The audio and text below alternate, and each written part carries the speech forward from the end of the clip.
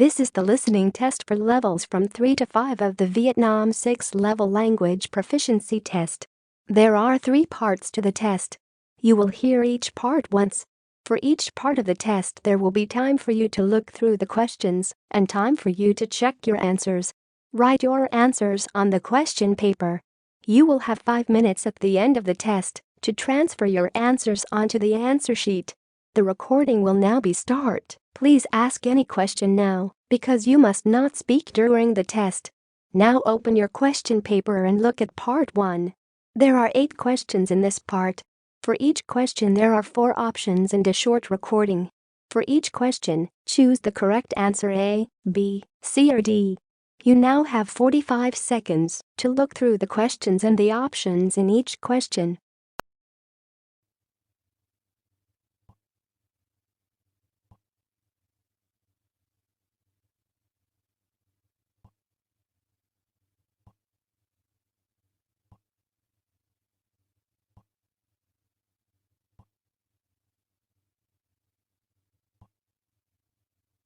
Now we are ready to start. Listen carefully. Look at question 1.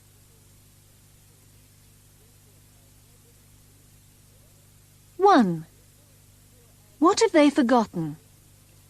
I've got the passports here. And the tickets are in my bag. What about the camera? Oh no! I've left it at home. And I really wanted to take some holiday photos.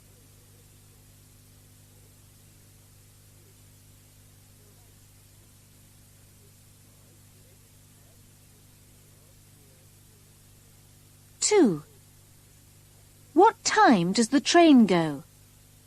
Hurry up, we'll be late. What time does the train go? At 6:15. We've got to leave in 10 minutes. I'm nearly ready.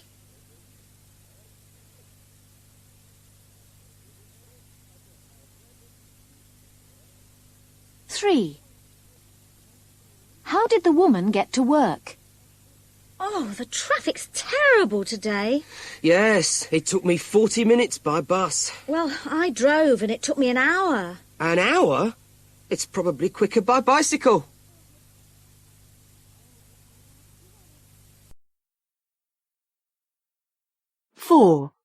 Where are the man's shoes? Have you seen my old shoes? I thought they were under the chair by the television. Not anymore. They're by the door with the other rubbish. I've been tidying the flat. Well, the living room looks very nice, but you're not throwing my old shoes away, all the same.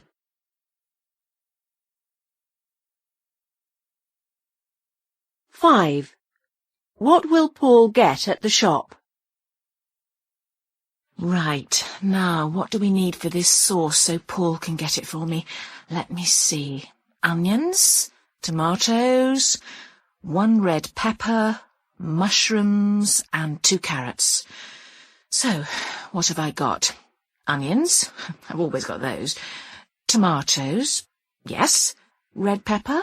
No, I'll need one of those. I've got mushrooms. Oh, dear, no carrots. Paul, could you go to the shop for me, please?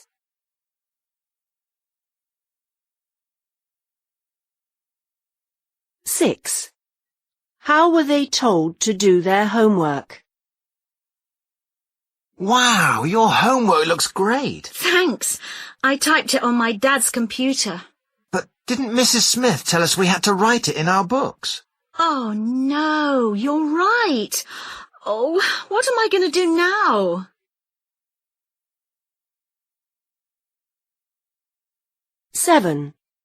What did Helen buy? Look, Roger, I've been shopping. They've got some great things in Style-Rite. Hey, that's brilliant. Lovely colours, and it'll keep you warm in the winter. Yes, but are the sleeves too short for me? No, they look fine. 8. How did the woman get to work today? Oh, I'm so sorry I'm late. I missed the bus. I was trying to decide whether to walk or go back and get my bike when I saw my neighbour. Luckily, he offered me a lift because he works near here. That is the end of part 1. Now turn to part 2. You will hear 3 different conversations. In each conversation there are 4 questions. For each question, choose the correct answer A, B, C or D. You will hear the conversations only once. Now open your question paper and look at the conversation 1. You now have 25 seconds to look through the questions and the options in each question.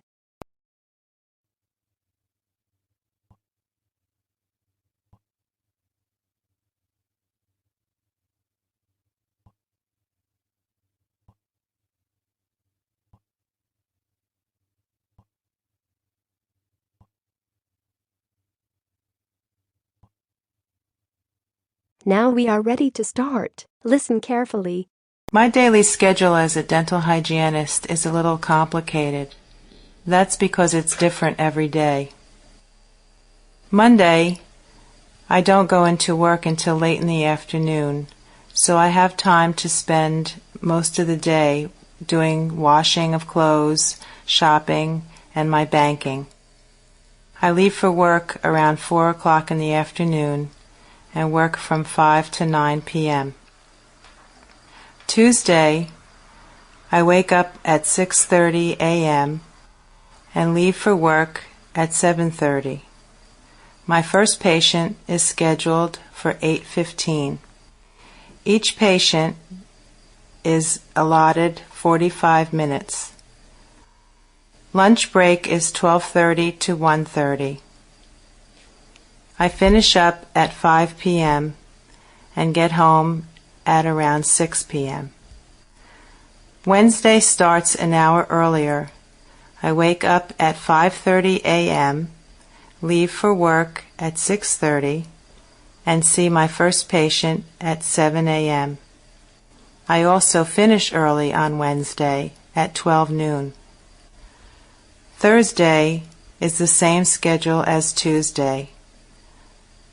Getting up at 6:30 a.m., leaving for work at 7:30, and seeing my first patient at 8:15. I get home about 6 p.m. in the evening.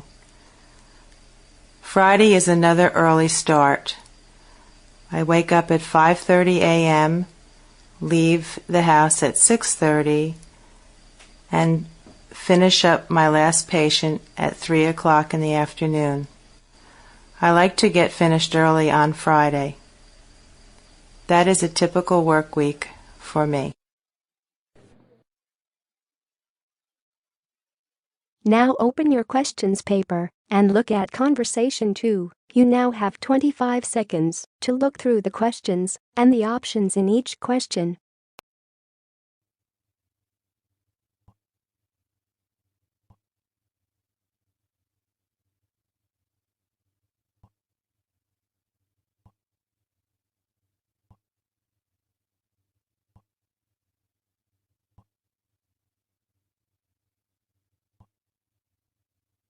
Now we are ready to start. Listen carefully. Hi, sis. I just came over to drop off the DVDs you wanted, and... Hey, wow. Where did you get all of this stuff? I bought it. So what do you think of my new entertainment center? And the widescreen TV? Bought it? And my new DVD player. Here, let me show you my stereo. You can really rock the house with this one. But where did you get the dough to buy all this? You didn't borrow money from Mom and Dad again, did you? Of course not.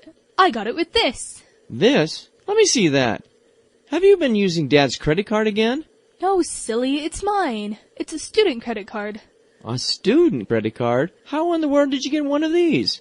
I got an application in the mail. Well, why did you get one in the first place? Listen, times are changing, and having a credit card helps you build a credit rating, control spending, and even buy things that you can't pay with cash, like the plane ticket I got recently. What plane ticket? Oh yeah, my roommate and I are going to Hawaii over the school break, and of course I need some new clothes for that, so... I don't want to hear it. How does having a student credit card control spending? It sounds like you've spent yourself into a hole. Anyway, student credit cards just lead to impulse spending, as I can see here. And the interest rates of student credit cards are usually sky high, and if you miss a payment, the rates Well, just jump. The credit card has a credit limit. Of $20,000? No, not quite that high. Anyway. I've heard enough. Did I tell you we now get digital cable with over 100 channels? Oh, and here's your birthday present, a new MP3 player. Yeah. No, don't tell me. Charged on the credit card. Listen, hey, I don't think having a student credit card is a bad idea, but this is ridiculous. And how in the world are you going to pay off your credit card bill? With my birthday money?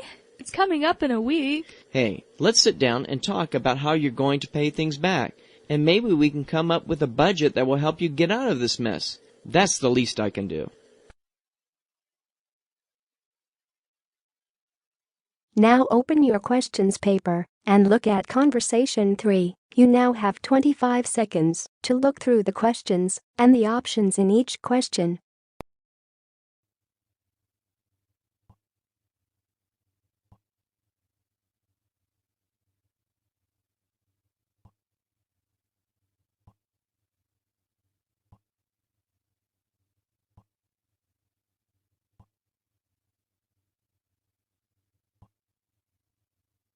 Now we are ready to start. Listen carefully.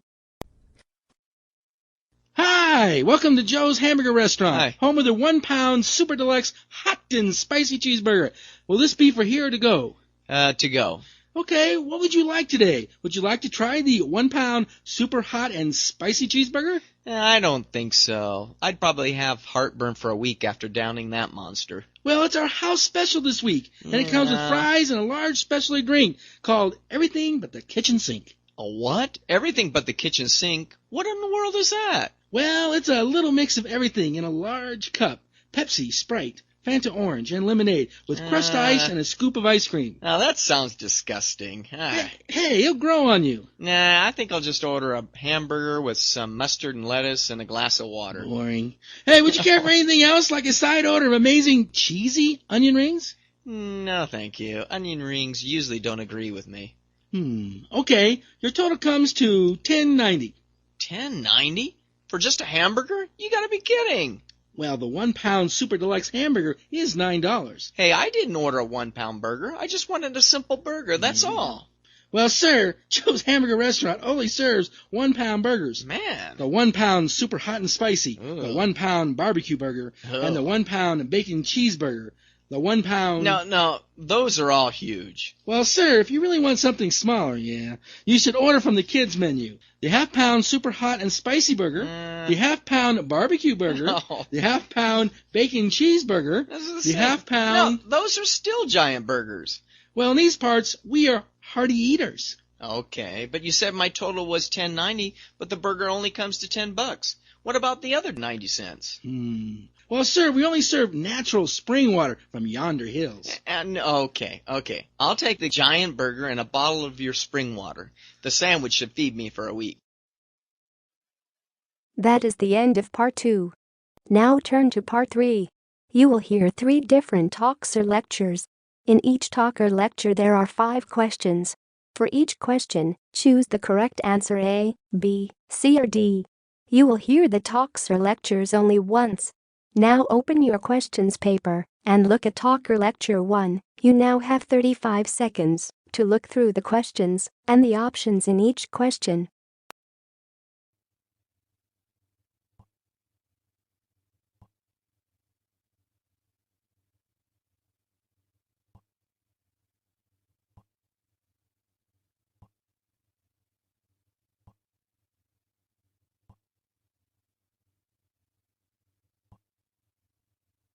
Now we are ready to start. Listen carefully. Hello everyone. My name's Sandy Duffy, and I'm here to tell you about my career as a video game writer. I work with game developers and designers to think of good stories, and I write all the dialogue in the game. When I was in secondary school, I never imagined that I would do this job. I played the violin, and that's what I planned to do as my job. But I had an accident when I was playing basketball and hurt my hand, so I had to think of another career. My mother wanted me to be a journalist, but I didn't think it was for me. I didn't know what to study at university. I was good at lots of science subjects, including physics and maths, But I also loved entertaining people, and I was good at art. In the end, I went to film school where I studied lighting, special effects, how to use a camera, all that. It was there that I started to think about working in the video game industry. Now, a question that everyone always asks me is, how did you get your first job? Well, I had a friend whose job was organising conferences. At one of the conferences, she met a man who owned a company that made video games. I wrote to him and sent my CV. He obviously liked what he read because he gave me an interview and offered me a job as a junior. People also ask me what I like best about being a video game writer. Well, the money is good and it's quite exciting. Just last night, for example, I was at a big dinner where they were giving prizes for new games. But what I love is the fact that I get on so well with everyone in the business. That's what makes my job so much fun. Obviously, no job is perfect though, and there are things I don't like. I've just started a new job, and I have to spend a lot of time on the road or at the airport, which I find very hard. I'd really like to be able to spend more time at home. Now open your question paper and look at Talk or Lecture 2. You now have 35 seconds to look through the questions and the options in each question.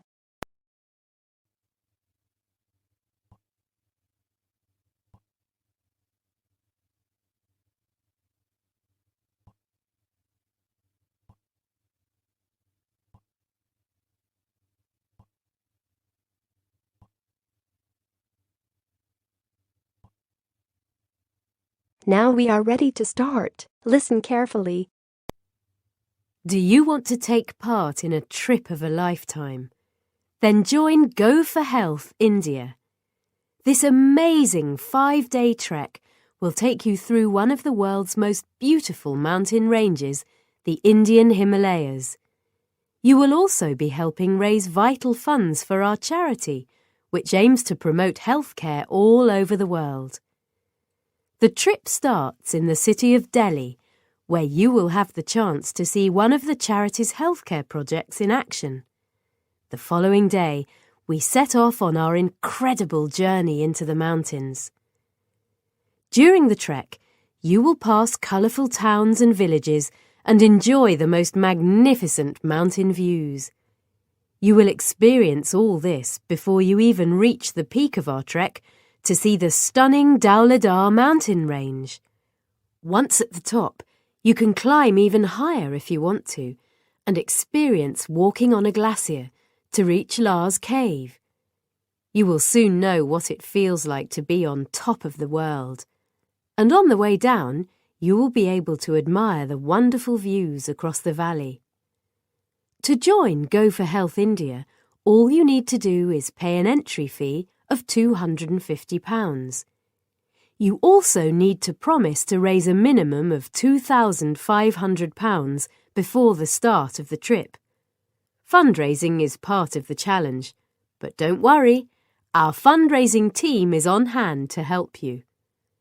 Once you have signed up, you will receive an information pack. This includes details of the trek as well as the work of the charity. It also contains useful tips and advice on fundraising, and you will also get a charity cap to wear with pride. You will also receive a full training guide, which will help you reach a reasonable level of fitness. Our top training tips will definitely improve your physical ability so that you can get the most out of the trek. The cost of the trip includes your flights, accommodation, food, tour guides, and medical support. However, please note that airport tax is not included. You will have to meet this additional cost yourself. Dates for this year's Go for Health India are the 3rd to the 13th of November. Visit our website www.goforhealth.uk and sign up today. Now open your question paper and look at Talk or Lecture 3. You now have 35 seconds to look through the questions and the options in each question.